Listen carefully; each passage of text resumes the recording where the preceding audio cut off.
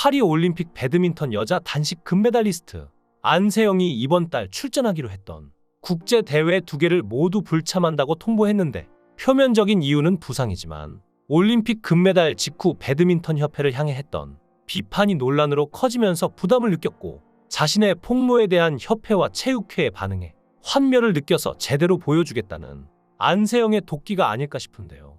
월드투어 슈퍼 750 일본 오픈과 전남 목포에서 개최하는 슈퍼 500 코리아 오픈에 불참하겠다는 건데요. 코리아 오픈 대회는 국내에서 열리는 데다 홍보 포스터에는 안세영 얼굴도 나와 있는 상태이며, 두 대회 모두 지난해 안세영이 정상에 올라 올해 디펜딩 챔피언 자격으로 나가기로 했지만, 삼성생명은 안세영 오른쪽 무릎과 왼쪽 발목에 부상이 있어 4주가량 휴식이 필요하다는 내용의 진단서를 협회에 제출했습니다. 그도 그럴 게 안세영은 22살의 어린 나이로 금메달리스트가 되었고 세계 랭킹 1위를 달성할 정도의 실력을 가진 선수였지만, 그동안 힘을 가질 때까지 폭로하는 것을 참아왔으니 억눌린 게 얼마나 많을까 싶습니다. 안세영은 세계 랭킹 1위였지만 세계 랭킹 13위 인도 선수 신두에 비하면 현저히 낮은 수익을 낼 수밖에 없었는데요. 이것도 모두 협회의 방침 때문이었습니다. 배드민턴협회 메인 스폰서사의 라켓과 신발, 의류를 사용해야 하는데 태극마크를 다는 순간 개인적인 후원을 받을 수 있는 여지는 줄어들고, 반대로 협회나 대한체육회 차원의 후원사에 묶이게 되는 것이죠. 결과적으로 현재 대표팀 시스템만 보면 안세영을 비롯한 배드민턴 국가대표들은 많은 규정에 묶여 있는 것이 사실입니다. 인기에 비해 적은 연봉을 받고 수억 원대 스폰서십 계약을 맺은 다른 스포츠 톱스타들과 비교해 심리적 박탈감이 생길 수도 있는 구조인 것이죠.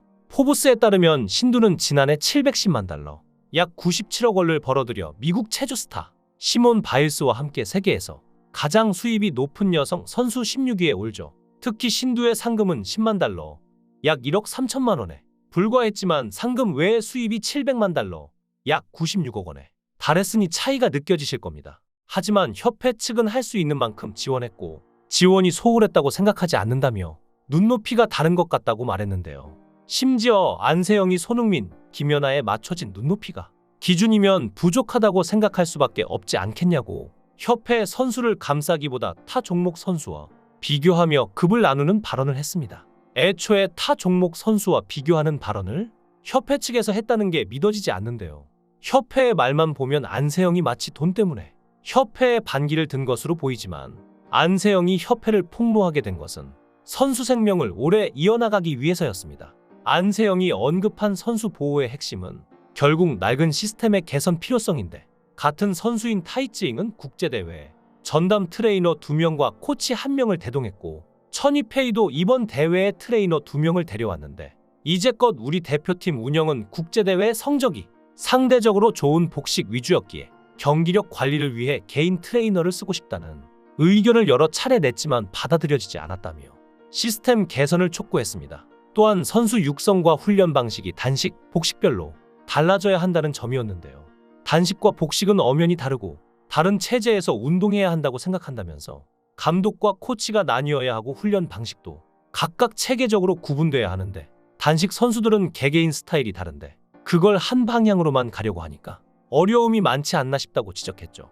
대표팀 운영도 국제대회에서 좋은 성적을 거둔 복식 종목을 중심으로 운영돼 왔다고도 하는데, 안세영은 항상 성적은 복식이 냈으니까 치료와 훈련에서 복식 선수들이 우선순위였다고 말하며 이제는 바뀌어야 한다고 했는데요. 올림픽 금메달이라는 최고의 성과를 낸 자리에서 오죽하면 선수가 은퇴를 암시하는 말까지 하며 폭로를 했을까요? 이미 여러 번 내부의 의견을 얘기하고 바꿔보려고 시도를 했으나 전혀 통하지 않았기에 지금과 같은 사태가 일어나지 않았나 추측해봅니다. 가장 안타까운 건 같은 배드민턴 선수 출신이었던 선배들이 안세영에 대해 비판적인 시선을 언론에 인터뷰하며 노골적으로 협회 편을 들었다는 것인데요. 2004 아테네 올림픽 배드민턴 남자 복식 금메달리스트 하태권은 아무래도 협회는 규정 안에서 배드민턴 발전을 위해 전체적인 시선으로 움직일 수밖에 없다며, 협회는 이 종목을 원활하게 운영하기 위해 개인이 아닌 전체 선수 관리를 위해 규정과 규칙을 만들어 놨을 것이라며, 협회가 그 규칙을 어기고 특정 선수에게 불이익을 줬다면 협회의 문제이고, 선수가 불만을 가질 만하더라도 협회가 기존 규칙대로 운영했다면 선수의 문제라는 발언을 했는데요. 그러면서 협회가 한 선수에게만 맞춰줄 수는 없다는 의견을 강조했습니다. 국가대표 출신인 방수현도 인터뷰에서 안세영의 발언을 비판했죠.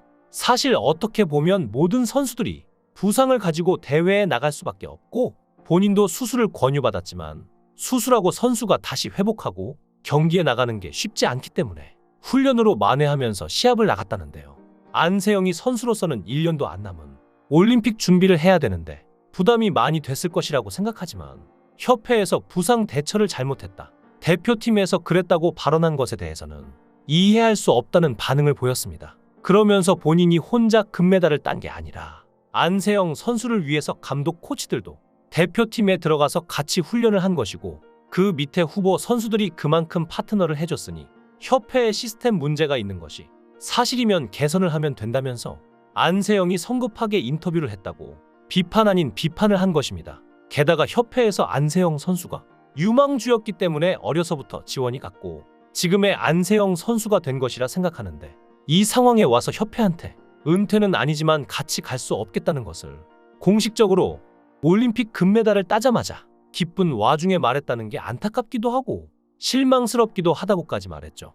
어린 나이에 용기를 낸 후배를 위해 편을 들어주지는 못할 망정 언론에 대놓고 비난하는 의견을 내는 게 정말 선배의 역할이 맞나요? 심지어 배드민턴 협회가 투명하게 운영하는 조직이 아니란 점도 점점 드러나고 있는 상황에서 안세영을 비난하고 협회를 편드는 같은 업계 동료 선배들이 이상할 정도인데요. 전 협회 직원의 말에 따르면 김택규 회장은 자기중심적으로 협회를 운영했으며 자신의 말을 따르지 않을 경우 욕하고 소리를 지르는 건 일상이었다고 하는데 이처럼 폭압적인 분위기로 인해 협회 내부에서는 아닌 것도 아니라고 말을 하지 못하는 상황이었다며 이를 견디지 못하고 퇴사하는 직원도 있었고 한 임원은 직원 회식 자리에서 할 줄 아는 게 뭐냐는 폭언을 듣기도 했다고 합니다. 또 주말과 휴일에도 직원들을 개인 기사처럼 부리고 과도한 의전을 요구했다는 주장까지 나오고 있는데요.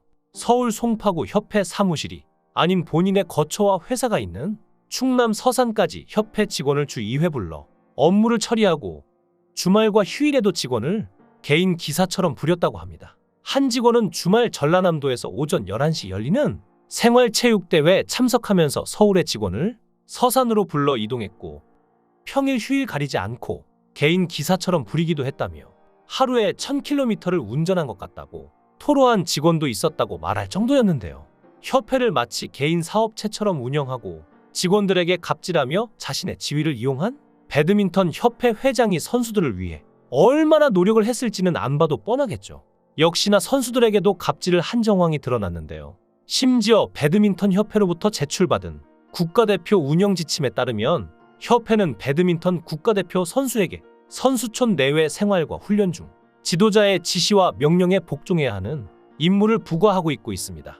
협회는 생활과 훈련 중 지도자의 지시와 명령에 복종하도록 했고 국가대표 담당 지도자의 허가 없이는 훈련에 불참하거나 훈련장 이탈 불가라고 규정했죠. 이걸 본 누군가는 선수를 케어하기 위해 당연한 게 아니냐고 생각할 수도 있는데 그렇지 않습니다. 협회 중 가장 공정하게 운영되는 양궁협회의 지침과 비교해보면 느껴지실 텐데요.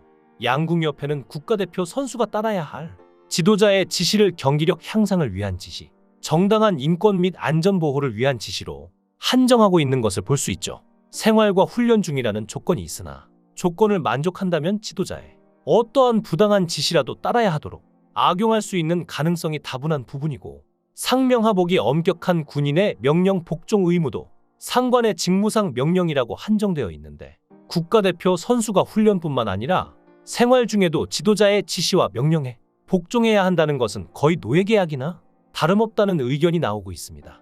배드민턴 협회가 국가대표 선수에게 부과한 의무가 다른 종목이나 군인에 비해 지나치게 포괄적이고 과도한 게 사실이며 시대착오적이고 반인권적인데 배드민턴 협회는 지금 안세영과 진실 공방으로 다툴 것이 아니라 시대착오적이고 반인권적인 조항을 개정해 우수한 선수를 양성한다는 협회 본연의 임무에 집중해야 할 때가 아닌가요?